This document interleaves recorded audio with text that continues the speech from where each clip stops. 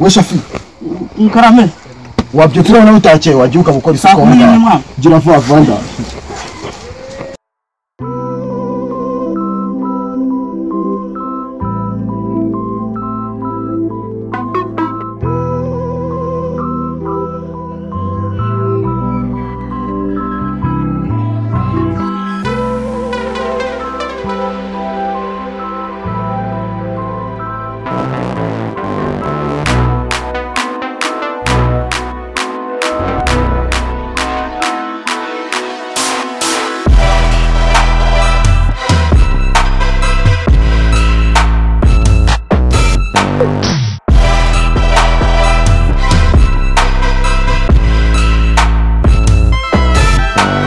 Bwana Abdusha utuma kwa kuhamagara kuri telefone cyane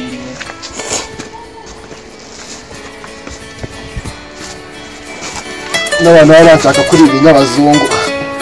shiri wanje aro nose ubwo ngubwo gahunda yo kumbwira sinzi nimba ndi buboneke gusa nyine ndaje tu nari bibwo ndaje nyine nshaka uburyo ki twabonanamo sawa nari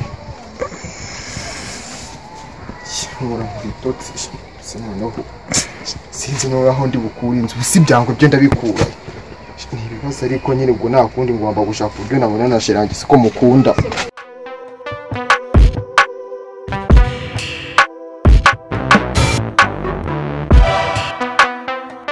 noneho ibyanjye imbwa zabirwaniyemo use none uriya muturanye araniza ibyangwe byera wowe wambara neza muri karitsiye sinzi nimba ari bunize yo umva ma ngiye kuza nkurebe rwose umbabarire nize nushaka umereze iyo ukorana rwose mfite gahunda umwana agiye kuza kundanda kwinginze man sawa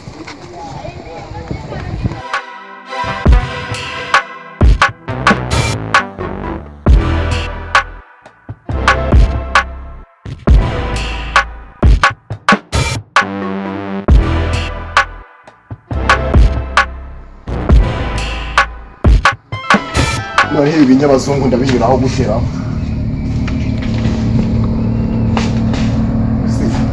yabaye umusirikare ubiyera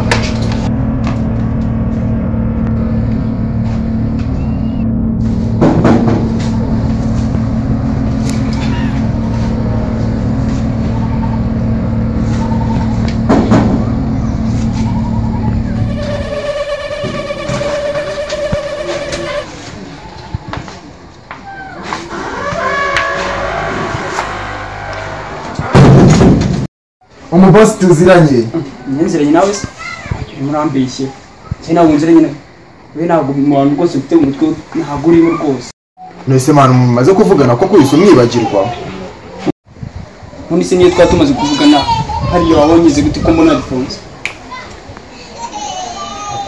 kamambiri bigusa nese boss mwanyihangane n'ubundi ko ngiye kuzikuramo byose byaba ari kimwe ukandebera twatuna ndi kukubwira kuri telefone koko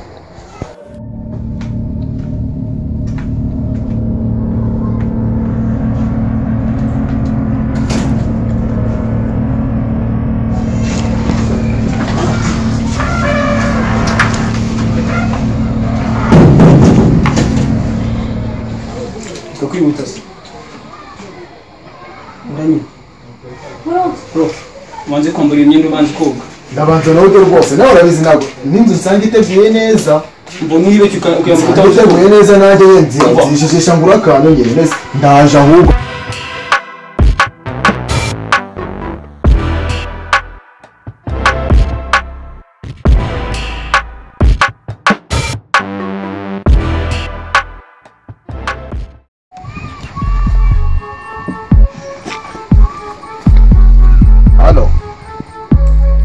wahayobewe nabindi aje ngo usange mu nzira nari garafe none cyangwa wagikuye hera erega iryoshye uburyoshye utikora ntabwo wabikora utambwira wagikuye hese umva se ndaje ngiye gufata umwana ubundi nze ntabwo uteka se uteke nyine ko ndaje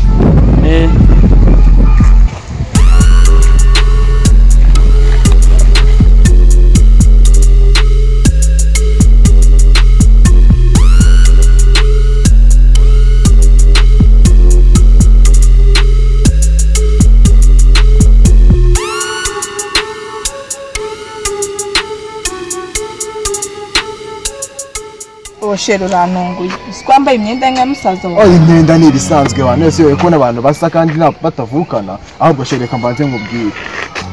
sheri buriya hari ikintu nanjye nshaka gukora cya surprise mbaza ngo ni igiki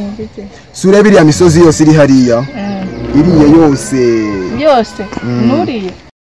cyangwa ko nyine uhitamo ahantu twatura nyine ubona hatubereye abantu natwe b'abasheri kugira ngo nyine nawe uzigotorane.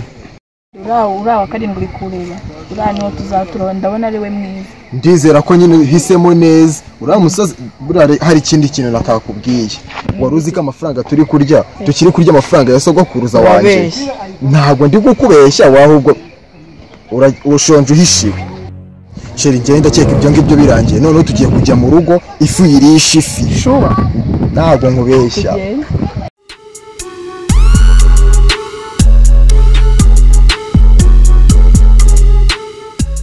Ndetse sheri uyu mbwira ko duturanye n'undi so bari kunsanga mu rugo ntabwo biba biri ngombwa rega abantu baturana Kigali batanaziranye mbese ntabyo uzi koko wahabonye dore nahangaha nyine ndumva ari karibu pe. sheri se ko yamaye imisozi n'ibibaya none naje kubibwira no mu rugo. sheri watinye kuhinjira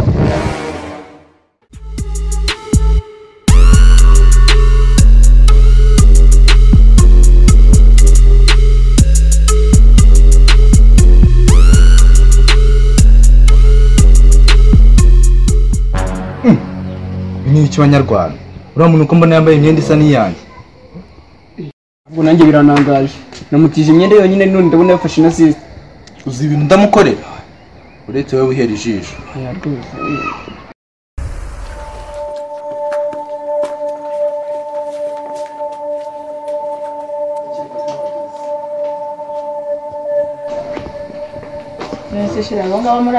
aba ni abakozi banjye ubu ngubu inkoko zirokeje izindi ziracyari ku migozi ahubwo wowe ugiye kurya uhari. sheri ni karibu nyine tu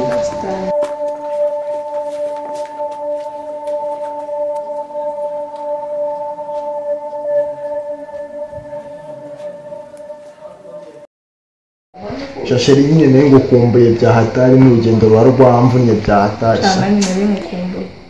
gusa nyine urabona ko nasize nakoze n'amasuku kubera ko wabwiye kuri buze ariko ntabwo basa nabi ngira ngo nyine nawe urabona aka gafurati kamaze no gusaza nako furati nyine nshaka kugafashisha abandi baturage ba hano hepfo muri Nyabishanga ntabwo kanshimishije rwose nta nubwo kakigaragara neza oya ntabwo ari ubukire use n'ubukire mfite aka gateleviziyo kameze gatya koko oya ubuse mwe mwatinyuka kuyishyira muri salo yanyu ubwo kuko uri kundenganya ariko ntakishwaye oya ngiye rwose ntabwo kanshimishije pe nshaka kugafashisha bari abaturage ba hano hasi nyine kandi ngiye kwihagarika batipe nyine basigare bakwakira inkoko ifi hafi aha ngaha mbibone umukobwa nyine agende yishimye ndaje gato.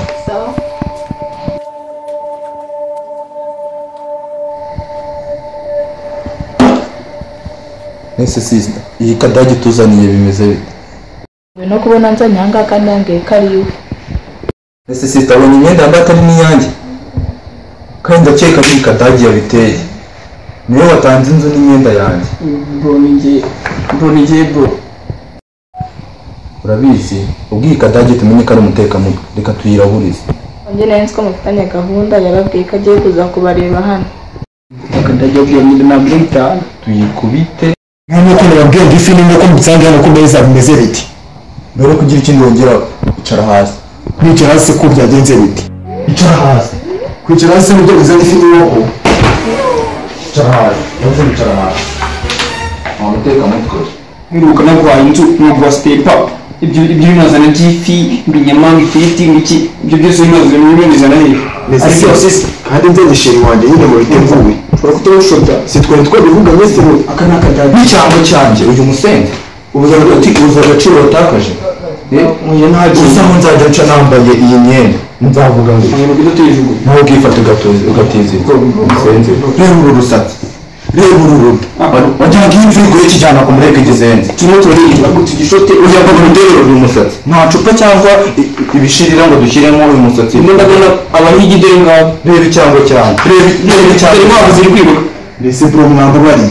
ngo iki uzi wabaye kuko tutumwaburije abazungu kwa musenzi kuri sisi akorera nk'iyidage kwezi wowe urabona wafata sisi uzi abana barimo beza bakuruta banza ukuremo stepo zanjye wamusenze cyakoze wigiye n'inama tu